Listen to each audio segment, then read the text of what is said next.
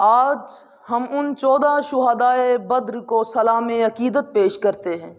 وہ غزوہ بدر جو حق و باطل کے درمیان لڑی جانے والی سب سے پہلی جنگ تھی، وہ غزوہ بدر جس میں مسلمانوں کی تعداد فقط 313 تھی، وہ غزوہ بدر جو 2 ہجری 17 رمضان المبارک بروز جمعۃ المبارک کو لڑی گئی۔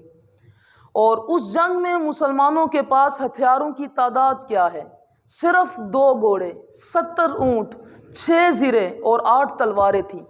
جب مدینہ پاک سے نکل رہے تھے یہ سامان لے کر، بطور طنز یہ جملے کہا کہ تم ان ہتھیاروں کے ساتھ کافروں کا مقابلہ کرنے جا رہے ہو۔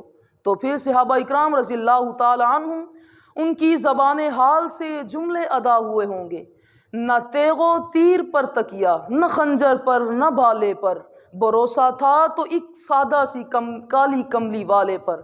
اگر آج ہم بھی رسول اللہ صلی اللہ علیہ وآلہ وسلم کی ذات پر اپنا ایمان اسی قدر مضبوط کر لیں تو آج ہمیں بھی دنیا کی کوئی بھی طاقت ہمیں زیر نہیں کر سکتی۔